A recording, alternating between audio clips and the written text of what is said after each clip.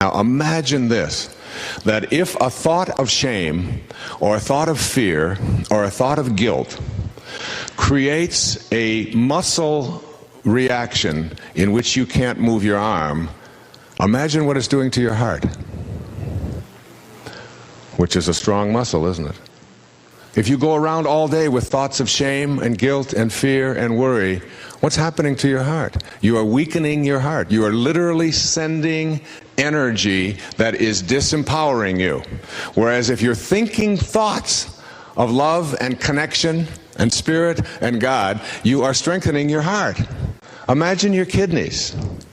Imagine your liver. Imagine the joints in your body. Imagine your eyes. Imagine every single aspect of this thing called your body, and understand that every single thought that you have impacts it in a way that either makes it empowered or disempowered. And so too are all of the substances that we put into our bodies. You take a bottle of scotch and you put it up next to your solar plexus, and you push it into your solar plexus, and you will not hold your arm up even with one finger, because scotch, pure alcohol whiskey. No dog, if you pour scotch on his dog food, will ever have anything to do with it. They'll look at it and you must be kidding me. And by the way, that's the same reaction you had the first time you tasted it. Whew. What is this? And you spit it out like it's what? It's poison, isn't it? And every time we have one, we send a signal to the rest of our body that it is going to be weakened. Okay, if everything is energy, and if every thought that we have impacts or empowers us in some way, I've always said that if you understand that what you think about is what expands into the physical world, then after a while, you'll start getting real careful about what you think about. Real careful about what you think about. And when you start having these thoughts, when you change your thought, when you shift your thought from one of anguish, self-pity, depression, worry, fear, and particularly shame, when you shift that thought in the instant, and when people say, yeah, but how do I do it? I don't know how you do it. You just do it. If I say to you right now, I want you to think of a very unhappy thought. I'd like you to picture a dog that has just been hit by the side of the road, and it's a German Shepherd, and it's brown and black, and it's got blood trickling out of its mouth, and it's lying there on the side of the road. Is there anyone that can't do that? You can see that picture, can't you? Okay, that's a very disempowering picture. So let's change it. Change it and shift it to a bouquet of roses, red roses with that white baby breath or whatever they call it in back of it, and the greens coming behind it, and 12 beautiful long stem roses, each of them going out in a little bit of a different direction. And is there anyone who can't do that? All right, how did you do that? You tell me. You just did it. You just did it. You just do it. And no one can explain how. No one can explain the mechanics behind it. Even the greatest neurosurgeon in the world can't explain the mechanics behind. You just change your thoughts. You train yourself to think in a different way when confronted with and knowing that your thoughts are on anything that is going to disempower you. Or surely the presence of love will correct my perception that I have a problem. You just change it. And of course, you also change what you put into your body. You decontaminate your energy fields. You don't allow yourself to consume foods, substances. And if you want to know whether a substance works or doesn't work for you, even if you want to check your vitamins, or if you want to check anything that you might be taking, just have someone stand in front of you, put your arm out with no watch on it, because a quartz movement will interfere with this. It has energy of its own.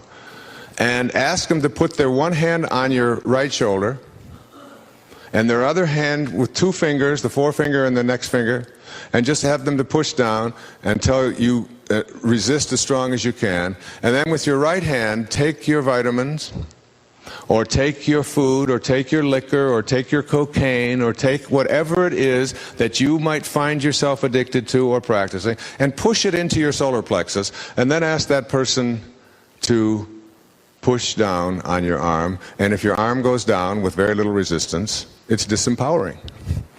And if it stays up, it's empowering. Hawkins did a study with 1,000 people, and he put 500 envelopes of aspartame and 500 envelopes of pure vitamin C, and 100% of the time, every single person in the audience, when they paired up, the aspartame computed weak and the vitamin C computed strong. And yet we fill ourselves with this stuff.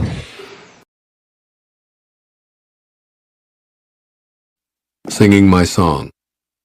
The major change that's taken place for me in this manifestation of my inspired desires has been the awareness of my own capacity for activating the creative force to work with me.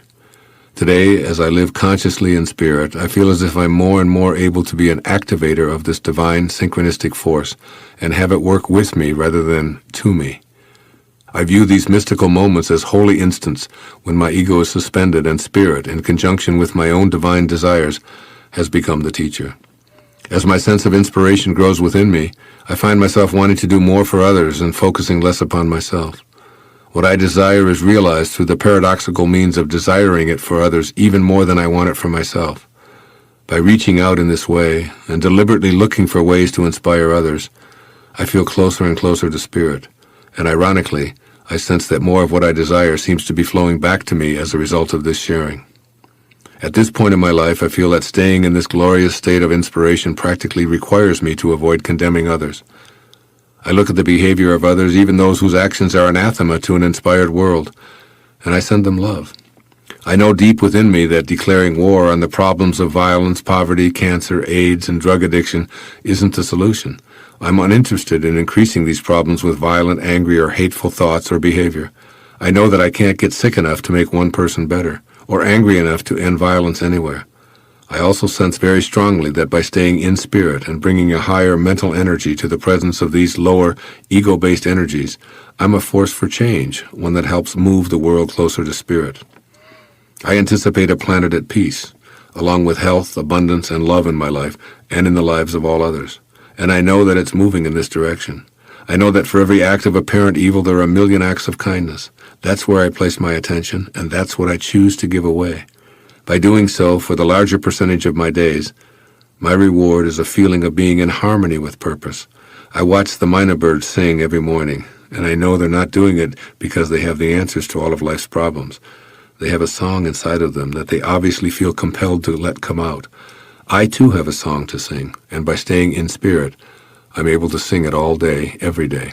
I know that the answer to what should I be doing is to see the word yes on my inner screen. Yes, I am listening. Yes, I am paying attention. And most important, yes, I am willing. I notice that those around me who feel uninspired or unwilling to say yes to the feelings at the core of their being.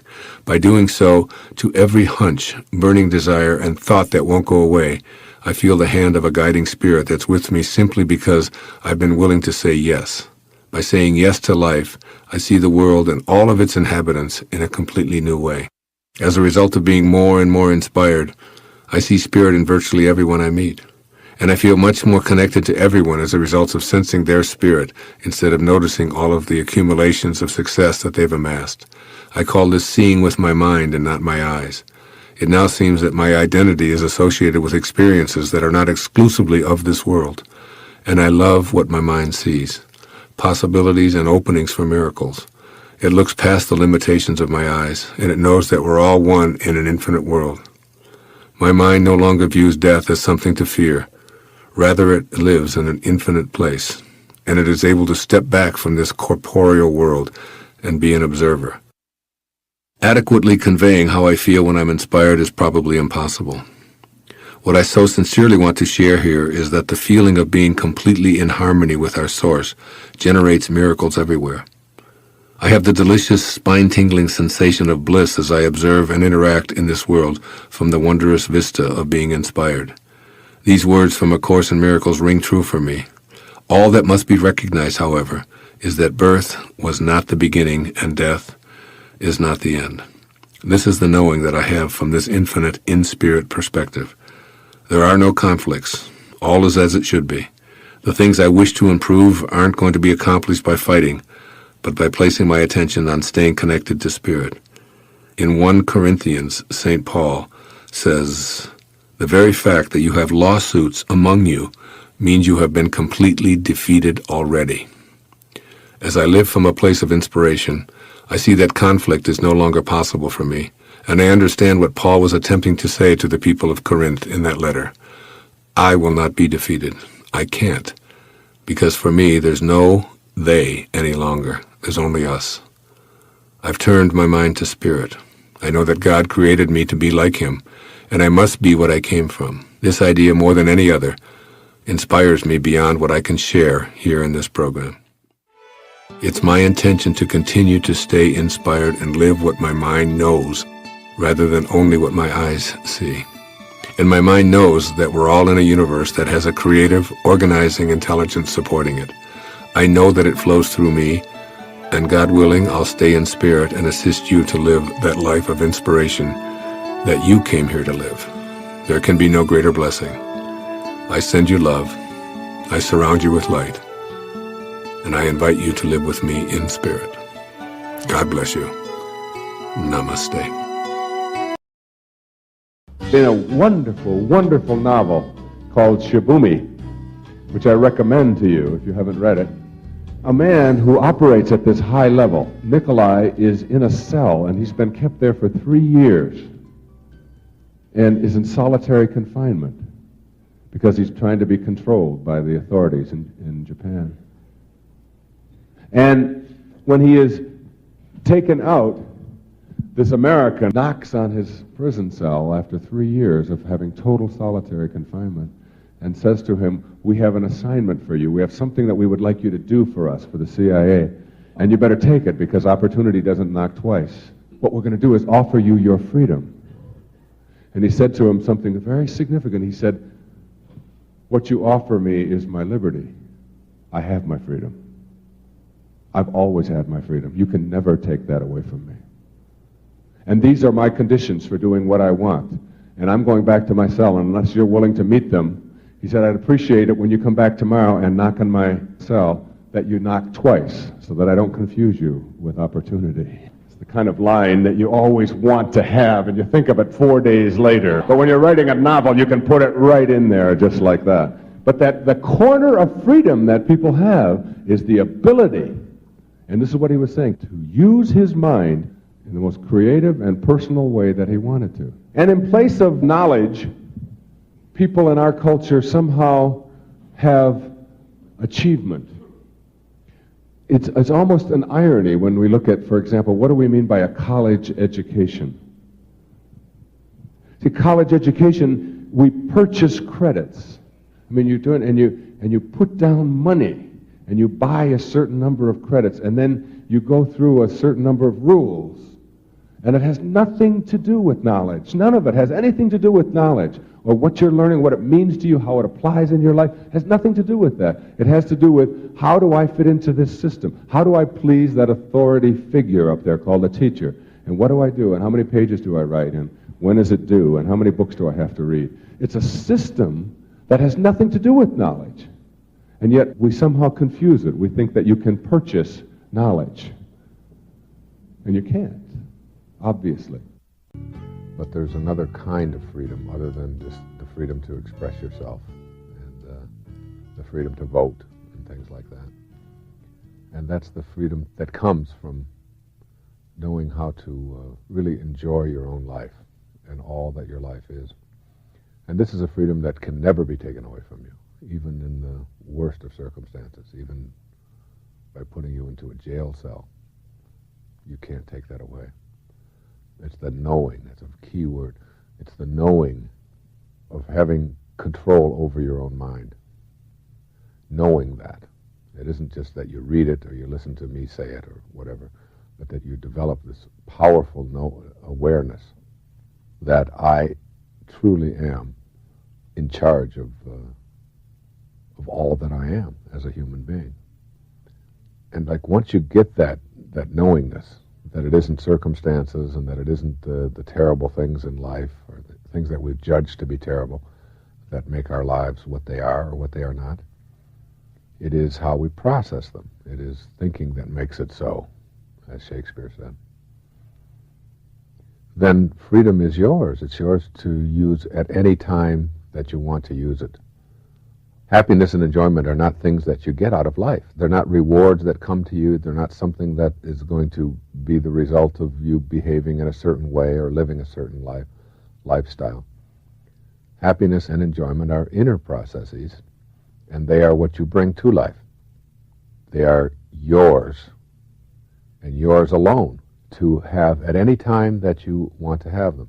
And no matter what the circumstance that you can think of, no matter how bad it may seem for you, you always have this corner of freedom to choose to process it the way that you want to.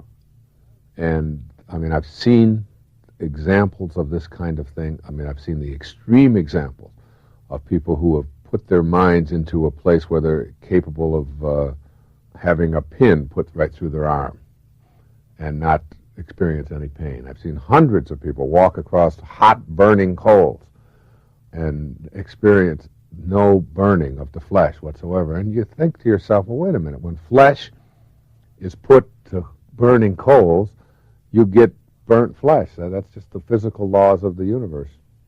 And yet it's not. I've seen people overcome just unbelievable fears that you would think that no one else could do, and do it all through this exquisite power of the mind, of your thoughts. And so happiness or fulfillment or enjoyment or whatever, if you get nothing else, get this really clear for yourself, that they have nothing to do with the circumstances of your life. It's not relevant. It's not even an issue that you ought to be bringing up. Over and over you'll hear, yeah, it's easy for you to say that you can be happy because, and then they'll list all the reasons why somebody else can, and then to come up with, these are all the reasons why I can't be happy. And this list will be very, very long indeed. Never ever once saying, well, the reason that I am not happy is because I don't bring happiness to what I'm doing. It's because I'm looking for happiness as some external thing that is going to come to me. It's like what Ike says, there is no way to happiness. Happiness is the way. And happiness is the way is something that some people have all of their lives. It's something that I have had as long as I can remember, and it's the thing that I can remember my mother tells me about when I was an infant, when I was just like 2 years old, before we were moved away for a while, and when we came back, and throughout all of my teen years and so on, that I was always someone who knew how to make other people laugh and how to enjoy life, and would always look at the bright side of things rather than the negative side. Much of what we think of when we think of ancient wisdom, or the wisdom of the ages, is something called enlightenment. We all want to be enlightened. Everybody wants to reach this exalted level of feeling blissful in their lives. And there's a wonderful Zen proverb that I used in this writing that I'd like to share with you. It's very simple. It says, before enlightenment, chop wood, carry water. After enlightenment, chop wood, carry water. Period. Now, what this means to me is that enlightenment doesn't mean that our problems are going to go away. It doesn't mean that we're going to have to stop chopping wood and carrying water. We're going to have to stop working and we can just sit around and contemplate our navels for the rest of our lives. It has to do with how you approach what it is that you do, what your belief about it is, what your inner world, what that insular Tahiti tells you about what it is that you're doing. One of the things I learned from listening to so many of these great teachers and these great people is how to become the witness to your life. How to not so much identify with the stuff that is going on. You're always going to chop wood. There's always going to be problems. You know, we're never going to end marital strife. There's always going to be things that we're going to disagree on. We're not going to end financial difficulties, struggles that we go through. Those kinds of things are just a part of the human condition. We work, we carry water, we chop wood, we do these kinds of things. But it's not like you're going to find enlightenment. There's a Talopa, who was a 10th century Sufi, who said that enlightenment means to have a mind that is open to everything, but attached to nothing. Open to everything, but not attached, detached from all of the outcome, from all of the stuff that's going on out there. And if you can learn how to cultivate just that one simple thing, to start to watch, to start to notice, to start to become the observer in your life. And even though you can't separate them, there is a oneness to all of it, of course. But when you start to stand back, and I was saying, you know, you really are doing something pretty silly right here, and you're getting it, and it's like, poor Wayne, what a slob he is. I mean, he can't even fix a simple. I mean, I realize this, but I'm able to watch it and laugh about it. And as you're able to do this, you start to cultivate more of an attitude of, there's more to me than the pettiness that is going to be the problems that I'm going to encounter. And in our culture, in our world, we see an enormous amount of rage. We see people who are so identified with all of the stuff out there that has happened. And so many people don't know how to go here and get quiet, get peaceful. One of the people that I wrote about in this book was Blaise Pascal. Blaise Pascal was a great philosopher, but he was also a scientist. You had to remember Pascal's law, and you had to read about pressure and learn about all of that stuff in your physics class or in your chemistry classes or whatever. But he was also a great thinker. And he said, all of man's troubles stem from his inability to sit quietly in a room alone. We don't know how to get quiet. We don't know how to get peaceful. We don't know how to go within and summon that force within us, our connection to our source. Because so many of us are separated from our source through the ego, through this identification with all of the stuff that's out there happening. And so many of these teachers spoke about this quality of the soul, this quality of spirit, this quality of being more than just what you notice, more than what you observe. So, to me, there's something called mastery, living at the highest level. You have to surrender the little mind to the big mind. You have to, as they say in the recovery movement, anybody who's ever recovered from addictions, and today I am a camel, and a camel is an animal who starts every day out on his knees, and he ends every day on his knees, and he can go 24 hours without a drink. And there was a time when I didn't. And the way that I got past that in my life was not through any great discipline or even any great wisdom or even any great unconditional love. It was through surrender. Letting go and what? Letting God. And whatever God means to you. You got to get your ego out of it. And you've got to have an overriding spiritual understanding that you allow this energy to flow through you. And you just go with that.